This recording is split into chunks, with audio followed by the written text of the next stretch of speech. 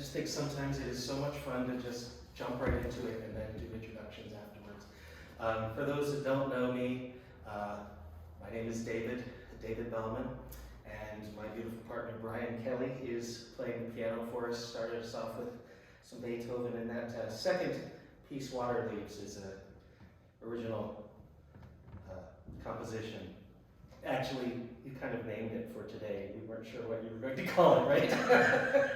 I think it works perfectly. So with the leaves falling outside. Again, welcome, and it's nice to have the first Sunday services going on, and for me to be able to get back here from Wilkes-Barre as many times as I have recently has been just a lovely thing, because this is still home to me. And we have, it's kind of like Old Home Week. Raymond Cummings has read with us many times at the River Poets, or I guess you have read at the River Poets, but I was going to say Poetry Under the Paintings, is where we normally met once a month on Thursdays. You can read a little bit of information about some of his books, and he also has some books with him today, right? He'd be willing to sign for, to buy from his recent book. Assembling the Lord, Crucial Sprawl, Class Notes, Notes on an Idol, Vigilante Fluxus, and his writing. Those are some of the books. His most recent one, World Without End, is the one I believe he has with him today. And his writing has also appeared in Spin, The Village Voice, Splice Today, and the Baltimore City Paper.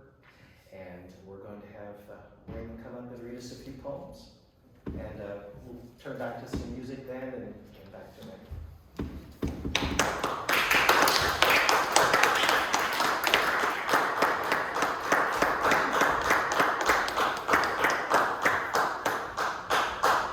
Hi everybody, it's good to be back. It's been a little while since I've been here. I want to say it was last year sometime, before life became very different than it is now.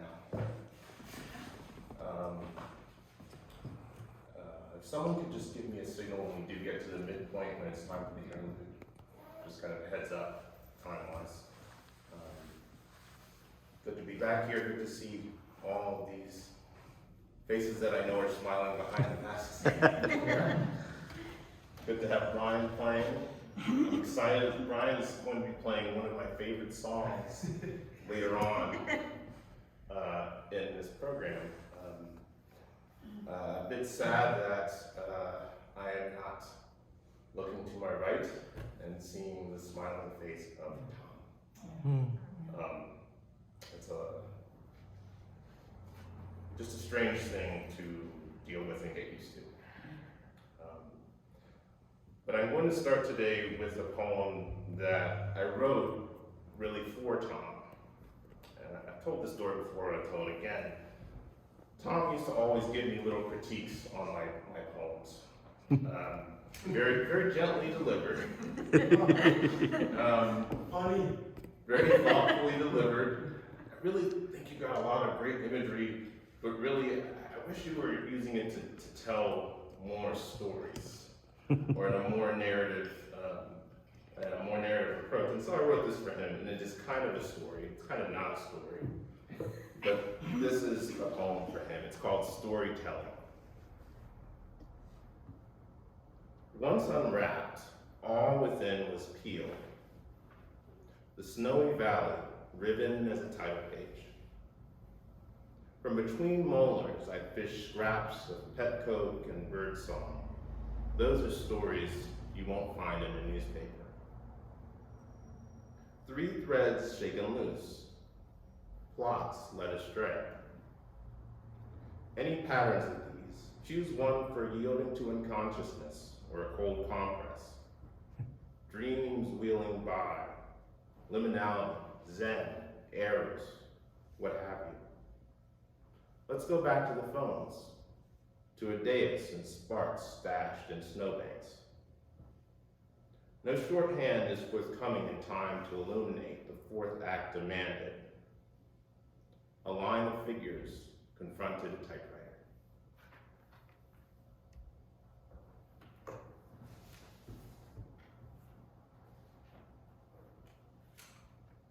This next one is called On on a Sunday. Two geese approach stray feathers pinned under a garage door. On come the rattle of snakeskins sewn to a child's kite at dusk, feathered by invisible bands. A lone figure retreats through an oriel window. Transformers cluck approval.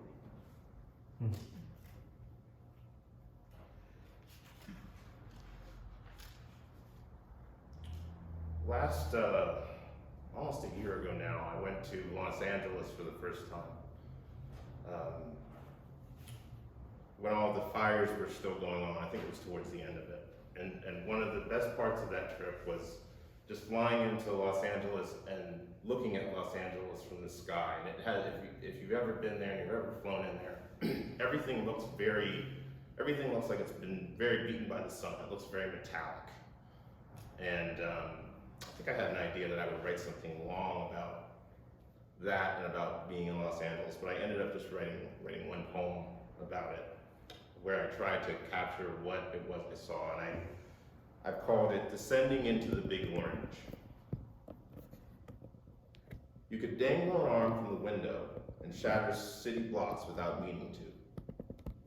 Each square is bronzed, imperfect, an echo, a brittle sprawl of printed circuits.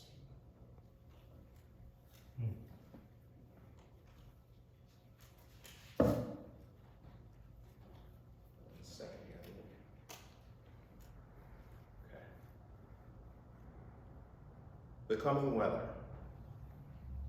This old house awoke to a blizzard, minus jets of white. Vents clapped madly at themselves. Gales threw up through cracks and pressed tight against the panes. Groaning their complaints, joints held firm. A tile dislodged and tumbled into your palm.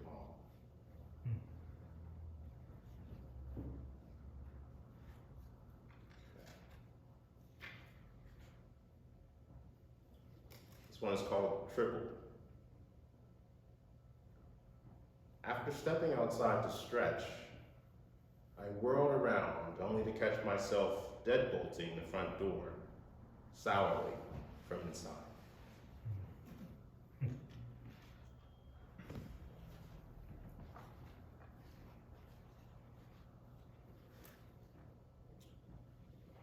This poem is written about the Susquehanna River, but I realized that I could be talking about a number of different rivers and different towns that I've lived. Lewisburg has always reminded me in a way of Chestertown, Maryland College. It's also a college town, and has the same sort of layout and just different, similar characteristics.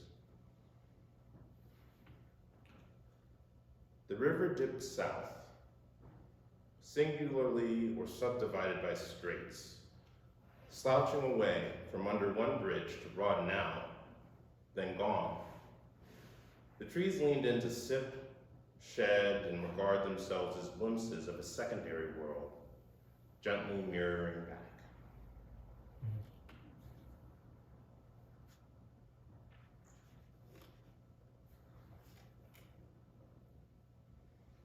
Some of you, when I've talked to you in person or on Facebook in some cases, we'll talk about poetry and you'll ask me how I'm doing with poems, and often I'm a slow poet. I write very slowly. Some of you write quickly, and I really envy that ability, but for me it takes a lot of time. And a lot of times I'm just gathering ideas and collecting ideas that are eventually going to be made into something, and I call that lint gathering. This poem is called On Lint Gathering. The guitarist, rarely photographed with a guitar, is never far from the chords that tease her inner ear. An architect cloisters tools within a sad blaze.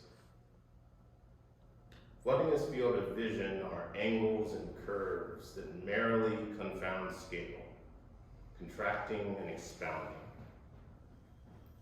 The sculptor tours the coast of Martha's Vineyard, modeling a lopsided smile like a stolen beret.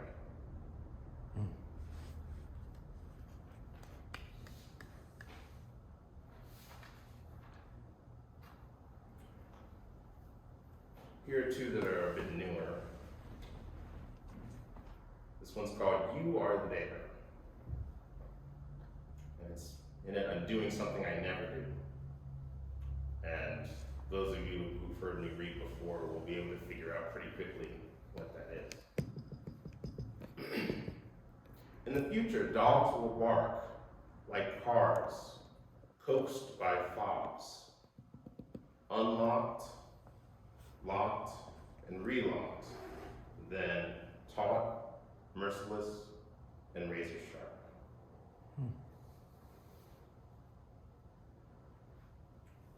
This one is called What Librarians Only Dare to Whisper. Entire worlds we never knew existed are already ashes.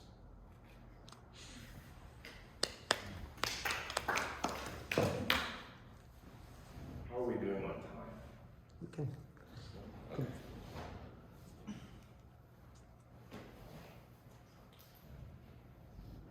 This poem is called Birding for Amateurs. Dim all volumes, settle your blood, and be still. Now, imagine mumbling deeper into concentric circles while one solitary blue jay loiters in the same no moan, clutching a branch, pretending its beak is a comb. Birding isn't this, though.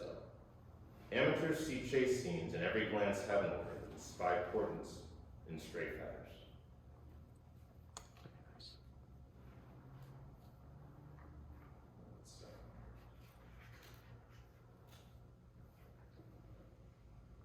I think this is what I'm about to read is about the shortest poem I've ever read.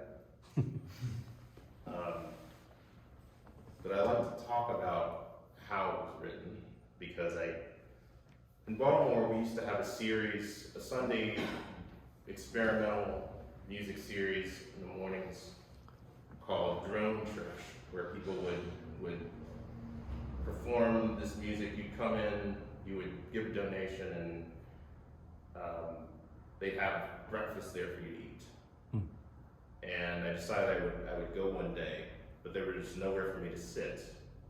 And it was a situation where I ended up having to sit on the floor. I couldn't get comfortable, and the only place I could sit, I was in the way of other people. And so it was just it was supposed to be a very relaxing experience. It was not a relaxing experience at all. And I wrote this poem while I was sitting there, because I was thinking very much about the idea that comfort is not necessarily determined by your surrounding conditions, but what you make of it in your mind. Some things are just in your mind to control. And so this poem is called A Sabbatical of Sabbath Days. Within a fold, piece yourself. Make roots.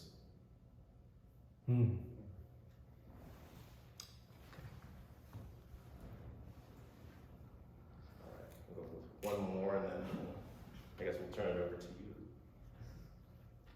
for our interlude. This is an older one called Prosaic. Where floorboards part, tease your crowbar at the lip of the safe, overlooked by vandals, blank Polaroids spilling free. Roughing up cedars and ashes, the stone wall orders our dream. Working low and improbable in the duck's esophagus, a storied bluesman and oil derricks. A stiff breeze startled us both.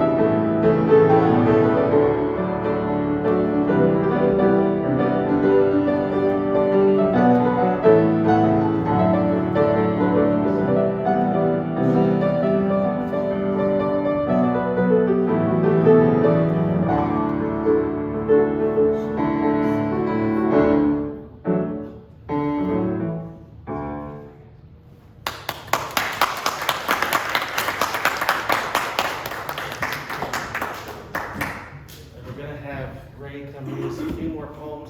I wanted to mention in the announcements at the beginning, and I forgot, it's Sheila, what's her name?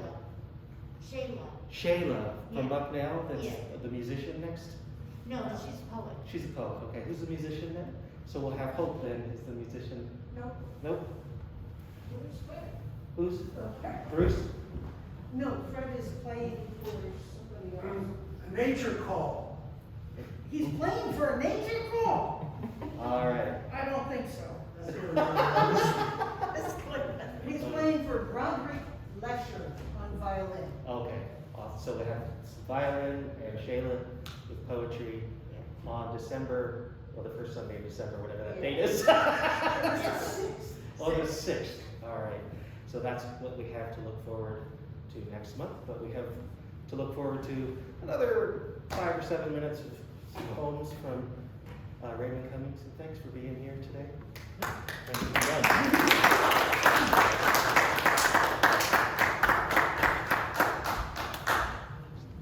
I always say with Madonna songs, it's either cherish or live to tell.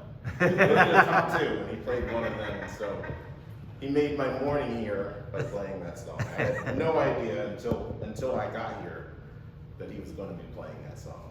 That's a really, really special surprise. So I'll just wind down with a couple of my shorter poems. Some of these are newer ones. This one is called Slack Like Me. I lean like a weed in the breeze, just a pop of phone. This one's called Finer Art.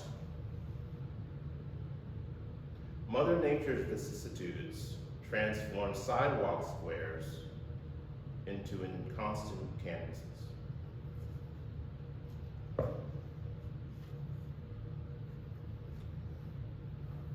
This one's called Fibonacci ad infinitum. An entire world can be extrapolated from a series of increasingly smaller spaces. The Whitfield safe cracked. Ulysses S. Grant's tomb breached. A fallout shelter hatch cast aside, eons hence. Behold, more condos.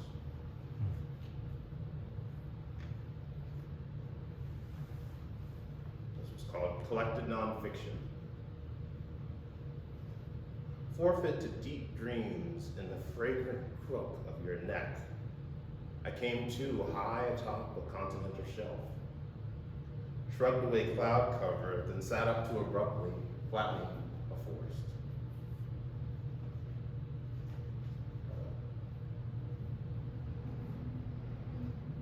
Back to some older ones.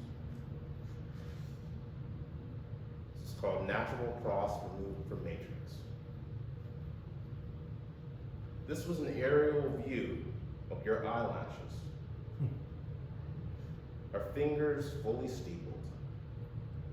2 tabs and the beach was dancing on us. In one palm, a single mulberry materialized. The panty rolled, deepening. Trackers knelt downwind, dowsing for sign. Something was lost in the photography.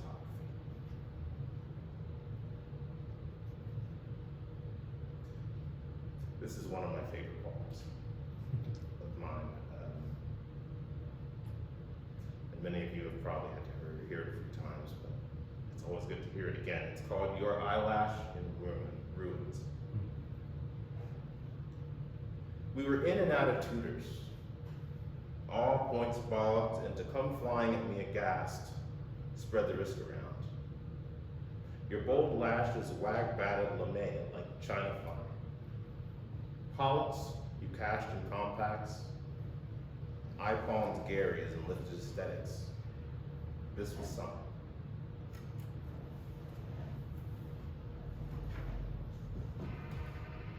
This one is called What Photography Has to Say to Us About Clouds. It began as an implication of azure. Without a filter, grays gathered, and pinks shot those edges gold. gorged, I am your beatific aperture. And I'll finish with just one more called White and Ultra Blue. You'd been gifted a prism to study while we waltzed Viennese around a sunspot. Stunned by vermilion, struck blind by puce, subdued by ultra blue, I felt possible.